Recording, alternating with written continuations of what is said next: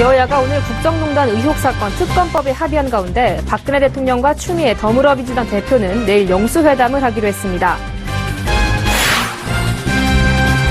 삼성전자가 미국 커넥티드카 전문 기업인 하만을 9조 원에 인수하면서 자동차 전장 사업에 본격 진출합니다. 113 부동산 대책 이후 재건축 시장은 물론 분양 시장과 기존 아파트 시장이 모두 꽁꽁 얼어붙었습니다. 건설사들은 분양 일정을 미루고 있고 규제를 벗어난 지역에서 기대했던 풍선 효과도 없었습니다. 자세한 내용은 잠시 후 투데이 포커스에서 알아봅니다. 최근 금융위원회가 P2P 금융 투자 금액을 제한하고 연계 금융사 투자를 금지하는 내용의 가이드라인을 발표하면서 P2P 업체들의 사업 차질이 잇따르고 있습니다.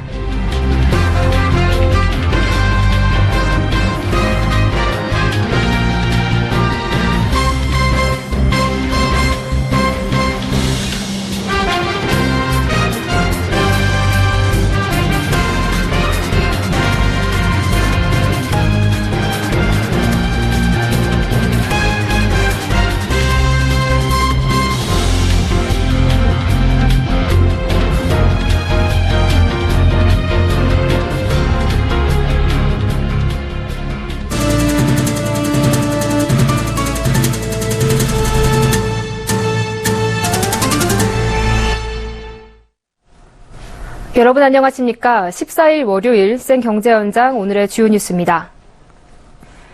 여야는 오늘 국정농단 의혹 사건 특검법에 합의하고 오늘 17일 본회의에서 이 특검법과 국정조사 계획서를 처리하기로 했습니다. 친박을 제외한 새누리당 국회의원과 야3당은 탄핵과 하야 등 권력이양 논의에 들어간 가운데 내일 박근혜 대통령과 추미애 더불어민주당 대표가 영수회담을 갖습니다. 보도에 이보경 기자입니다. 여야가 최순실 게이트에 대해 국정농단 의혹 사건 특검법에 합의했습니다. 특별검사는 야당이 추천하기로 했으며 오늘 17일 본회의에서 국정농단 특검법과 국정조사 계획서를 처리하기로 했습니다. 그러나 지난 주말 당장 해야 하라는 100만 명 촛불 시위에도 박근혜 대통령은 여전히 버티기를 하고 있습니다. 청와대와 새누리당 친박계는 국방과 외교, 즉 외치만큼은 통치권을 유지해야 한다는 입장입니다.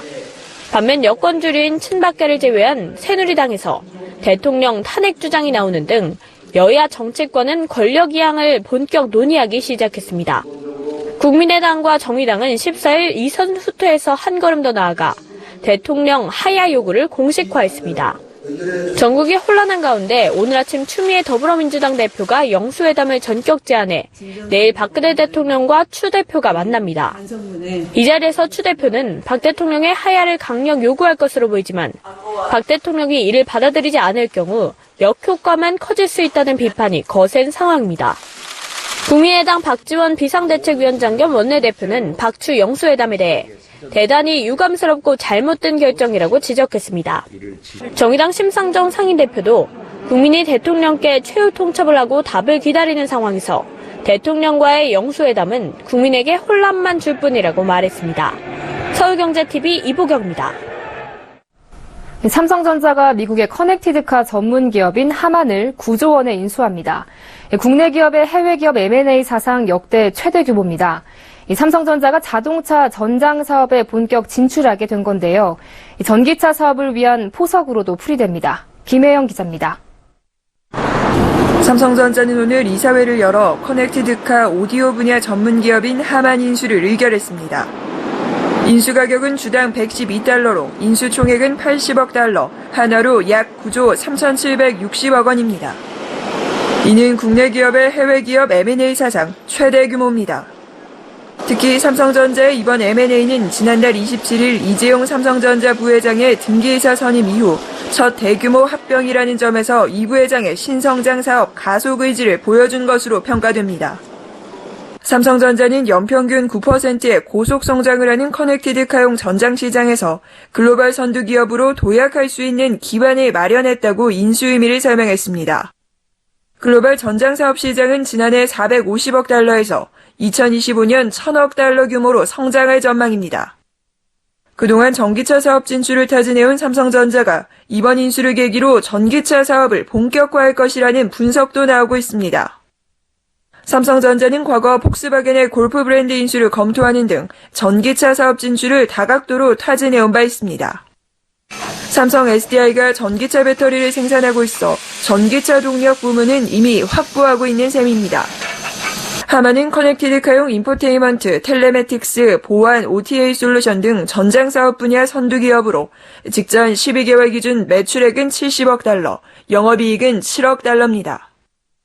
특히 커넥티드카와 카오디어 사업은 연매출의 약 6배에 달하는 240억 달러 규모의 수주 잔고를 보유하고 있습니다. 서울경제TV 김혜영입니다.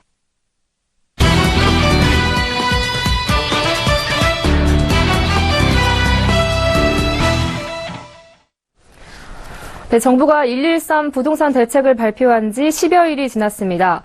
강남권 재건축 단지와 신도시 등에서 분양권 전매가 금지되면서 청약시장은 물론 기존 아파트 시장도 얼어붙는 모습입니다. 건설사와 시행사들도 신규 아파트 공급을 줄이거나 내년으로 미루는 분위기고 또 규제를 벗어난 지역에서 기대했던 풍선 효과도 없는 모습입니다. 자세한 이야기 경제산업부 정창신 기자와 나눠보겠습니다. 안녕하십니까? 네, 안녕하세요. 네, 정부가 이 부동산 대책을 발표한 지 10여일이 지났는데요. 재건축과 분양시장 분위기는 어떻습니까? 네, 이 분양권 전매가 입주 시점까지 금지되면서 이 청약시장은 사실상 거래가 올스톱됐습니다. 113 대책이 즉각적으로 부동산 시장 안정이란 효과를 가져온 곳인데요. 강남과 서초, 송파, 강동 등 이 강남권 4구에선 분양권 매도자들이 수천만 원씩 호가를 낮추고 있지만 매수세 실종으로 거래는 없는 상황입니다. 또 경기도 하남 미사신도시의 한 중개업소에 따르면 이 최근 분양한 아파트 분양권 거래가 계약 이후 2건이 동시에 취소되기도 했습니다. 그러니까 시장이 얼어붙자 매수자들이 이 분양권 매수를 포기한 겁니다. 또 이 같은 분위기는 강남권 재건축 시장에서도 비슷한 모습을 보이고 있습니다.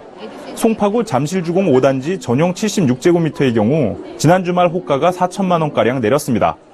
또 서초구 잠원동 신반포 안신 4지구 전용 60제곱미터도 1,000에서 3천만 원가량 하락했습니다.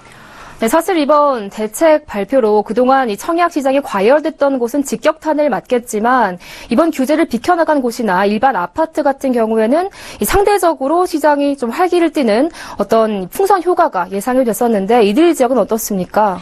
네, 그 말씀하신 대로 이 부동산 시장의 기대와 달리 이 규제를 비켜난 곳에서는 이 풍선 효과 대신에 동반 침체 조짐이 뚜렷해지고 있습니다. 서울 부동산 정보광장에 따르면 지난 3일 이후 강남 4구의 일반 아파트 실거래는 25건에 그쳤습니다. 이걸 지난달 3일에서 13일 거래가 600여 건인 것과 비교하면 4% 수준입니다. 또 강북 지역도 비슷한 모습인데요. 노원구 상계동에 있는 한 공인중개업소 대표는 재건축 단지가 많은 노원구 상계동과 강북구 도봉구 일대 거래가 급감했다고 분위기를 전했습니다. 이 시장 상황을 지켜보자는 관망세가 확산되고 있는 겁니다. 네, 그렇지만 이 지난 주말에 여전히 일부 신규 분양 아파트의 모델하우스에는 많은 관람객들이 몰렸다죠. 네. 자, 정부의 부동산 규제 대책을 비켜난 곳에선 이 분양권 거래에 제한이 없어서 관람객들로 붐볐습니다. 지난 4일 문을 연 용인수지구 파크프루지오의 모델하우스엔 주말 동안 3만 명 이상의 관람객이 몰렸는데요. 그러나 청약 경쟁률보다는 실제 계약률이 어떨지 지켜봐야 한다는 게 부동산 업계의 분위기입니다. 수도권 아파트 시장이 하락세를 보이기 시작한 상황에서 분양권 프리미엄이 기대만큼 형성되지 않는다는 인식이 퍼진다면 이 청약을 포기하는 사람들이 늘어날 수 있기 때문입니다. 결국 이들 신규 분양 아파트의 분양권 프리미엄이 어느 정도 붙느냐를 지켜봐야 일부 지역에서 풍선 효과가 생겼는지 확인할 수 있다는 얘기입니다. 네, 이 기존 시장은 지금 관망세가 빠르게 확산하고 있는 분위기고 또 올해도 얼마 남지 않았는데요. 앞으로 부동산 시장 어떻게 전망할 수 있을까요? 네, 이 부동산 전문가들은 청약 시장과 재건축 시장의 관망세는 당분간 지속될 것으로 예상하고 있습니다. 권일 부동산인포 리서치 팀장은 정부 대책 발표 이후 부동산 시장은 눈치 보기 장세가 이어지고 있다면서 이 같은 분위기는 2개월가량 이어질 것이라고 내다봤습니다.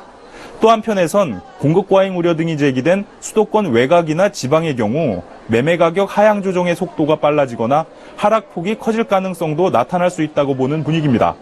또 여기에 금리 이슈와 한국과 미국의 전국 불확실성 등도 겹쳐져 있어 부동산 투자 심리는 쉽게 회복되기는 힘들 전망입니다. 네, 정부의 113 대책 이후 부동산 시장 반응을 알아봤습니다. 지금까지 경제산업부 정창신 기자와 함께했습니다. 오늘 말씀 잘 들었습니다. 고맙습니다. 네.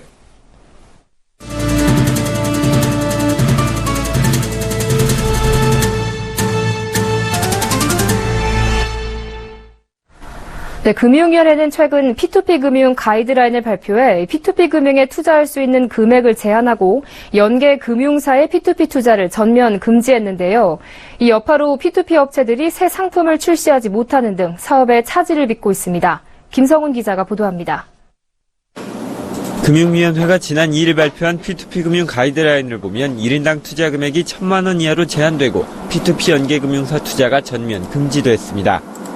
부동산 전문 P2P 업체 테라펀딩은 동부저축은행과 함께 부동산 프로젝트 파이낸싱 관련 제휴 상품을 내놓을 예정이었지만 이 가이드라인 발표로 투자 한도가 제한되면서 상품 출시를 잠정 중단했습니다. 부동산 P2P 상품의 경우 모집 금액이 크고 1,000만 원 이상 투자자가 80%를 넘을 만큼 고액 투자자가 많은데 1인당 1,000만 원으로 투자가 제한되면서 상품성이 크게 떨어졌기 때문입니다.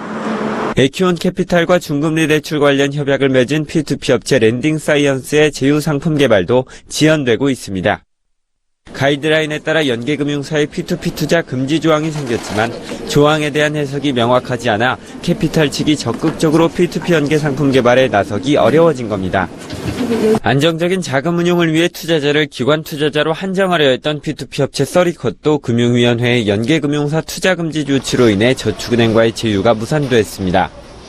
현재 직접 투자 대신 기관들이 자산운용사의 서리컷 펀드에 투자하는 방식을 추진 중이지만 자산운용사를 통할 경우 중개수수료가 들고 금리가 높아질 수 있다는 단점이 있습니다.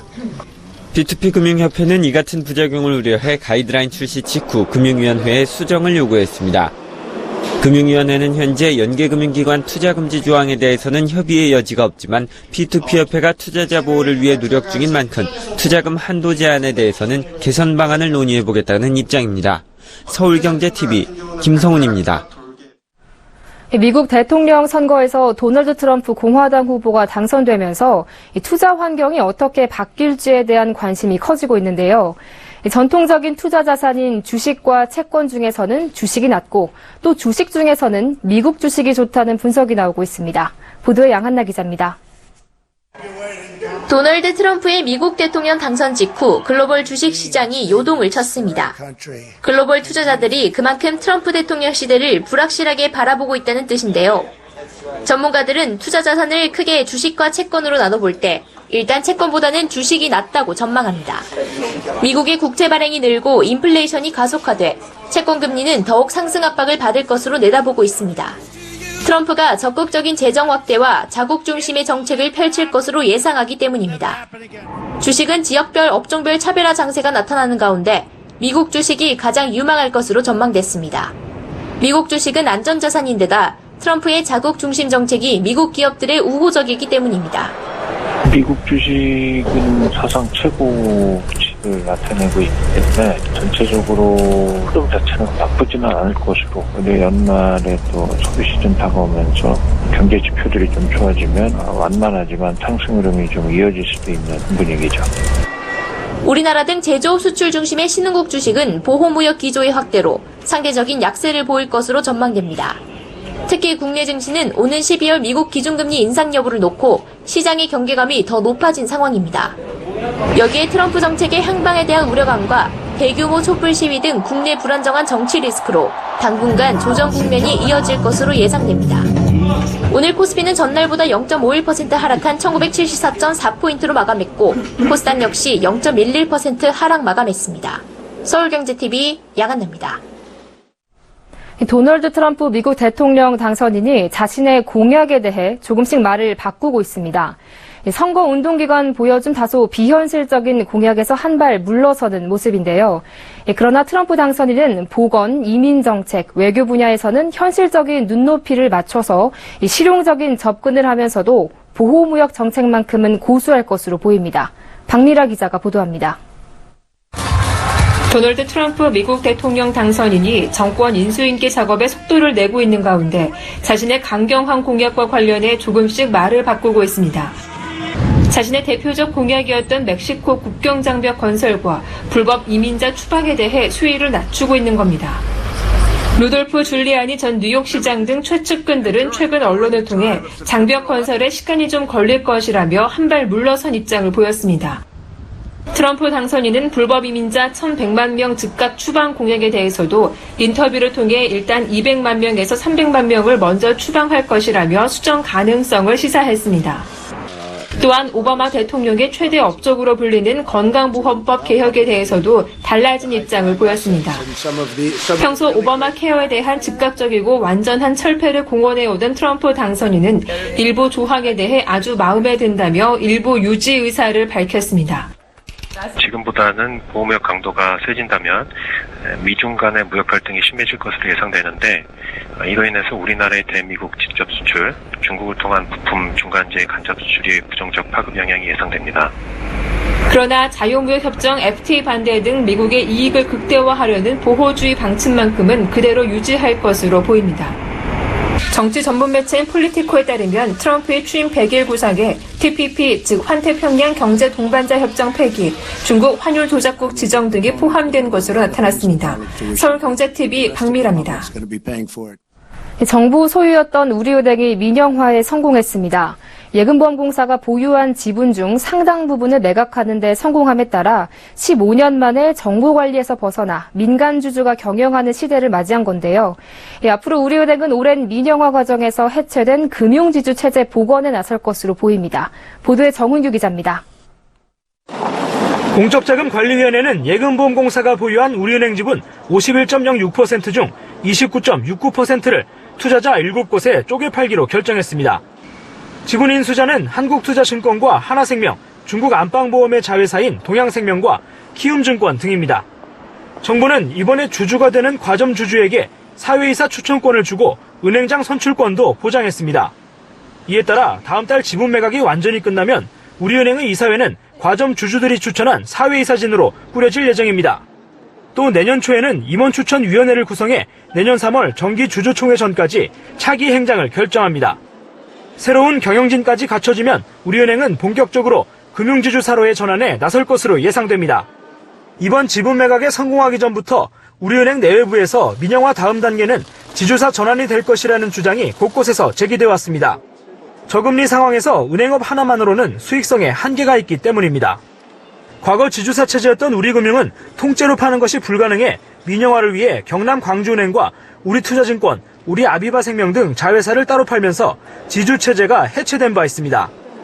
업계에서는 우리은행이 지주사 전환을 위해 중소형 증권과 보험사 인수에 나설 가능성을 높게 보고 있습니다. 서울경제TV 정은규입니다. 삼라마이더스, 즉 SM그룹이 법정 관리에 들어간 한진해운의 미주노선 영업망을 인수합니다. 예비 입찰에는 현대상선과 SM그룹, 한국선주협회, 한엔컴퍼니, 국내 사모펀드 한 곳 등 모두 5개 업체가 참여했으나 본입찰에는 현대상선과 SM그룹만 인수 제안서를 제출했습니다. 이에 서울중앙지법은 SM그룹을 우선협상 대상자로 선정하고 오는 21일 본계약을 체결하기로 했습니다. 한진해운과 한국선주협회에 따르면 이번 입찰 매물로 나온 컨테이너선 5척과 롱비치 터미널의 가치는 3,500억 원대에 달한 것으로 알려졌습니다. 이 롱비치 터미널은 롱비치 항만 내 최대 규모로 연간 300만 TEU 이상의 화물 처리 능력을 갖췄으며 미국 서부 항만 전체 컨테이너 물동량의 30% 이상을 처리합니다. SM그룹은 대한해운과 삼선 로직스를 인수한 데 이어 이번에 한진해운 미주 영업권까지 확보해 벌크선과 컨테이너선을 모두 거느린 종합해운기업으로 거듭날 수 있는 발판을 마련하게 됐다는 평가입니다. 2018년부터 TV 홈쇼핑에서 수입 자동차는 물론 국산차도 살 수 있게 될 전망입니다. 금융위원회는 오늘 TV 홈쇼핑 사업자의 국산차 판매를 허용하는 내용의 보험업 감독 규정 개정안 규정 변경을 예고했습니다. 현행 보험업 감독 규정에 따르면 보험 상품을 판매하는 홈쇼핑 등 보험 대리점은 자동차를 판매할 수 없습니다. 자동차를 팔면서 보험을 끼워 파는 시장 교란 행위를 막기 위해서입니다. 그러나 규정에는 중고차, 수입차가 제외돼 역차별이라는 논란이 일었습니다. 이에 금융위는 다음 달 26일까지 규정 변경을 예고한 뒤 국산차를 팔 수 있도록 규정을 바꿔 공포할 예정입니다. 시행은 새 규정 공포 후 1년 뒤에 되는 점을 고려하면 TV 홈쇼핑의 국산차 판매는 2018년부터 이뤄질 것으로 보입니다. 아파트 집단 대출에 대해 금융당국이 규제에 나서고 은행도 심사를 강화하면서 지난 10월 신규 승인액이 줄었습니다. 신한, 우리, KB하나, 농협 등 4개 시중은행의 지난달 집단대출 신규 승인액은 2조 5,338억 원을 기록했습니다. 올 들어 지난달 아파트 분양은 가장 많았지만 집단대출 신규 승인액은 두 번째로 적었습니다. 집단대출 잔액의 증가세도 꺾였습니다. 올해 상반기까지만 해도 신한, 우리, KB하나, 농협, KB국민, IBK기업은행 등 6개 시중은행의 집단대출 잔액은 전월 대비 1조 원 이상씩 늘었지만 지난달에는 7,600억 원 느는 데 그쳤습니다. 시중은행의 집단대출 승인 증가세가 꺾인 것은 금융당국의 규제 강화 방침에 따라 은행도 심사를 강화하고 있어서입니다. 정부는 지난달부터 아파트를 분양받는 사람의 중도금 대출을 1인당 최대 2건으로 제한하고 대출자의 개인별 소득 심사를 진행하기로 했습니다. 은행도 집단대출을 낼 때 아파트 브랜드나 입지, 시공사 신용도 등을 고려해 이전보다 깐깐하게 승인하고 있습니다. 113 부동산 대책의 핵심 내용 중 하나인 청약 조정 지역에 대한 재당첨 1순위 제한이 15일 이후 입주자 모집 승인을 신청하는 아파트 단지부터 적용됩니다. 웹툰, 비디오, 게임 등의 컨텐츠 초기 기업을 육성하기 위해 네이버와 소프트뱅크 벤처스가 500억 원 규모의 펀드를 조성합니다. SK텔레콤과 SK네트워크스는 사물인터넷 전용망인 로라를 토대로 렌터카를 효율적으로 관리하는 서비스를 다음 달 중 선보입니다. 상주에서 영덕 간 고속도로가 올해 말, 상주에서 영천 간 고속도로는 내년 6월에 개통됩니다.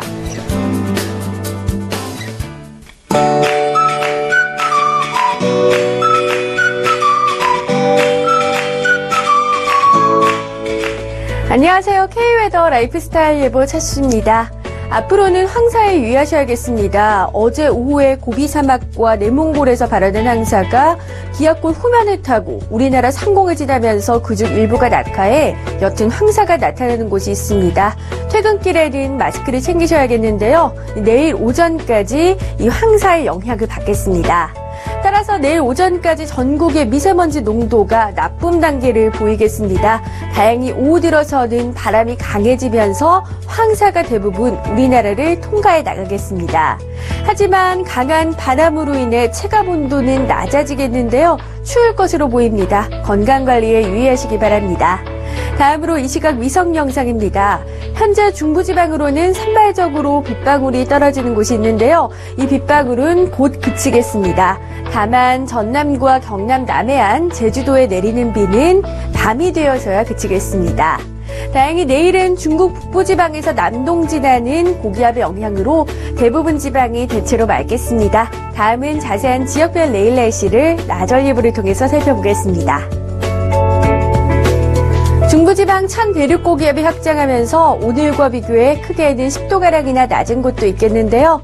한낮 기온 서울, 청주 10도에 바람까지 강해 춥겠습니다. 동해안 지방은 점차 흐려져서 늦은 오후부터 비가 오겠습니다. 낮 기온 속초 11도로 오늘보다 8도가량이나 낮겠습니다. 남부지방은 비 소식 없고 한낮에 전주 12도, 대구 14도로 낮은 기온 분포가 예상됩니다.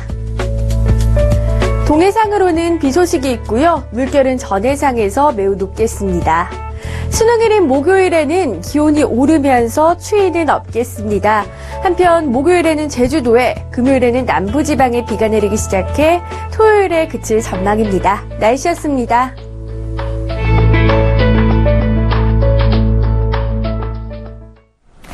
네, 어린 학생부터 백발의 노인까지 지난 주말 거리에는 남녀노소를 불문하고 세대와 신분을 초월한 뜨거운 촛불 물결이 일었습니다. 주말 동안 한 곳을 향해 불타오른 100만 촛불은 각계각층의 실망 그리고 분노를 고스란히 드러냈습니다. 이제는 대통령이 답할 때겠죠. 이생 경제 현장 여기서 마칩니다. 시청해주신 여러분 고맙습니다.